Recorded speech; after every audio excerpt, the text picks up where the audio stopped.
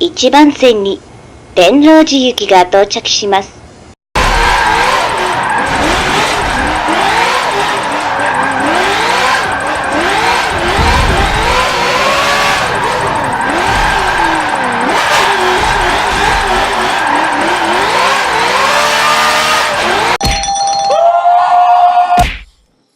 What's up, guys? Konnichiwa. Today we're going to be talking about the setup and the tune for a Nissan S13 Coupe Silvia. Okay. Alright, let's go ahead and get started. So for this chassis, I have the RB swapped and everything's modified in it completely. Suspension components completely modified. Drivetrain components completely modified. And then the one key thing that I want to talk to you guys about is I run sport tires on all my cars. Sport tires. Front tire setup, I usually run between 245 and 265.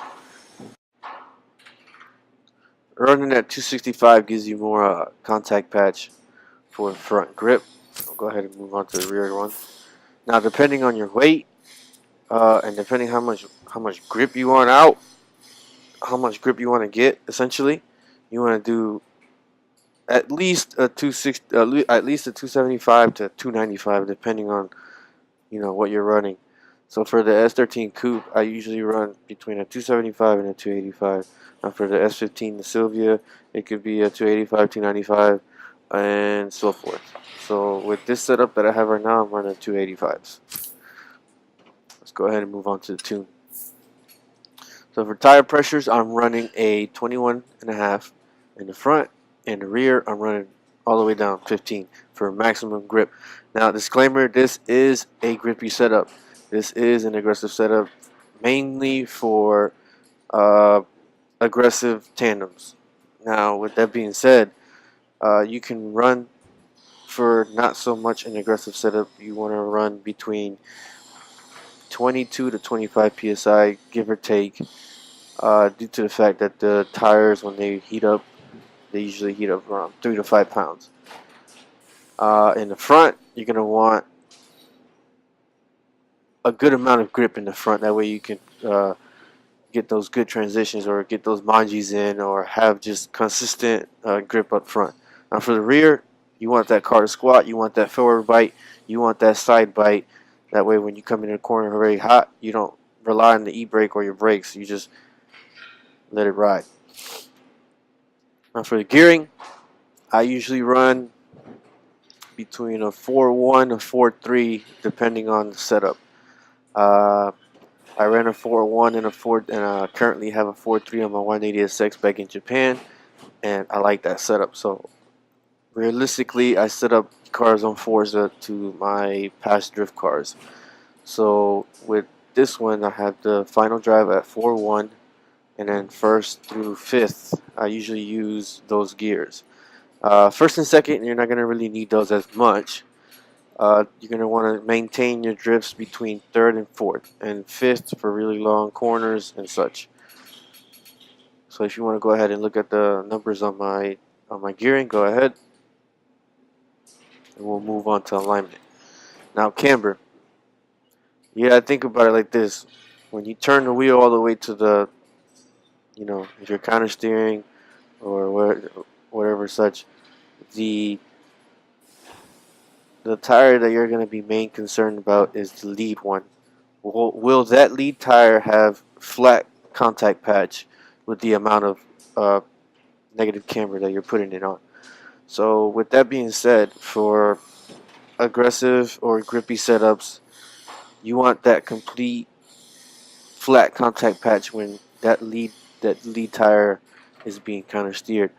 So I usually run between -3 and -4. Now with the rear, you gotta compensate for the amount of squat that the car is gonna perform due to the fact that the rear springs and the whole suspension setup in the rear being soft. So if you have it zeroed out, the car is gonna get negative camber, which you don't want at all for this grippy aggressive setup. So with with that being said, you're going to want to give it about 0.5 to 1 degree of positive camber for that absolute zeroed out camber in the rear. Now with front toe, front toe usually helps out with snappy transitions or being able to do manji entries. So in my 186, I would run a 1/4 of an inch or less out, never in, because in it'll give it a different geometry and it'll be all crazy and twitchy, and you don't want that. So with that being said, with the front toe, I usually run it between 0.1 to 0.3 degrees out. For the rear is just the toe, so it can give the car more stability in the back, which and then helps out with the transitions and forward bite. So for like maximum forward bite, I don't really do too much toe in the rear. I only do about 1/8 of an inch or negative 0.1 to 0.2, if that's.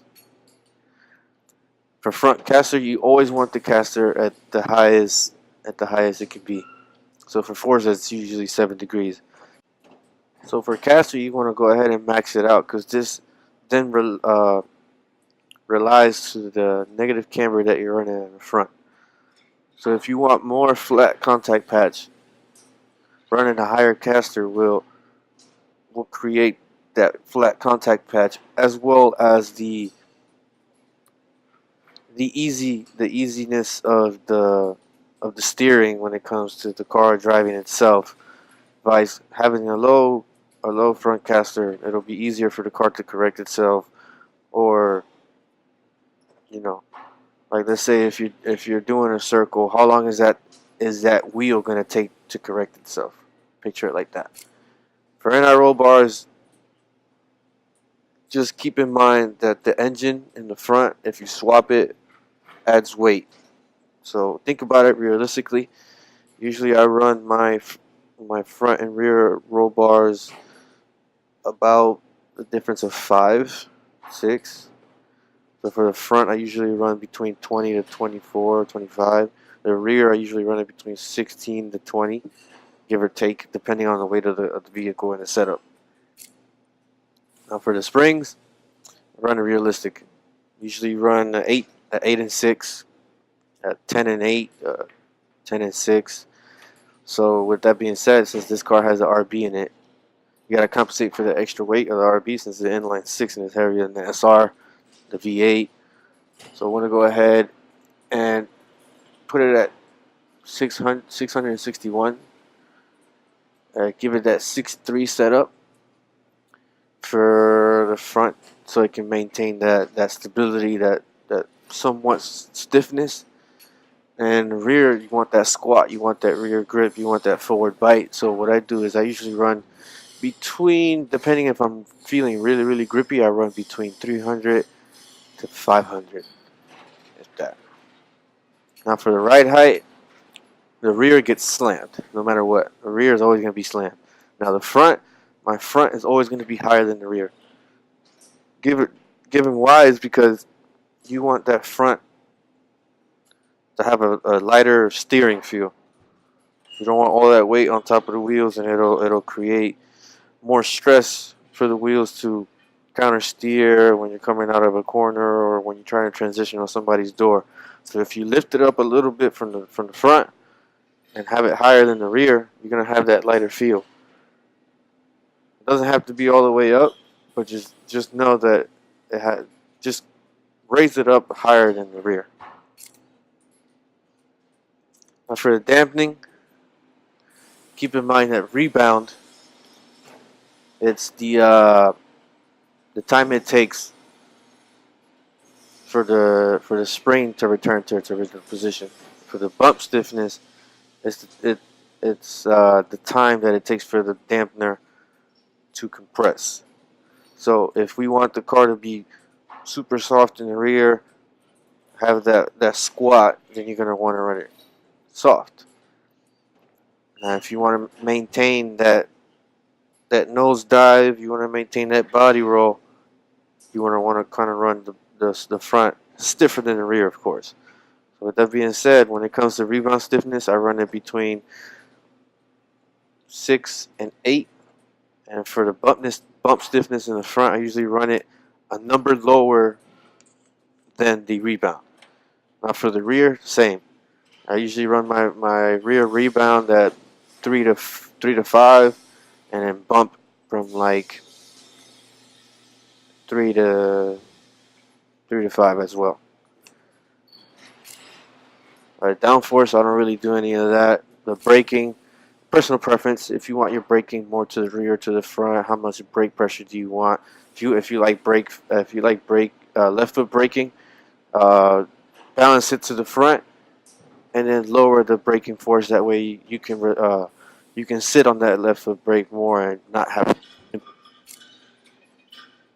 And for the differential settings, I don't really run it all the way locked due to the fact that I don't like the way it feels when it's completely locked, like a welded diff. I usually run my diffs like set up like a 2-way or 1.5 way.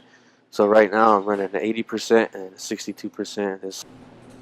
Alright, well, that sums up the tune setup I have for this chassis. If you guys would like to see a different car setup, comment down below.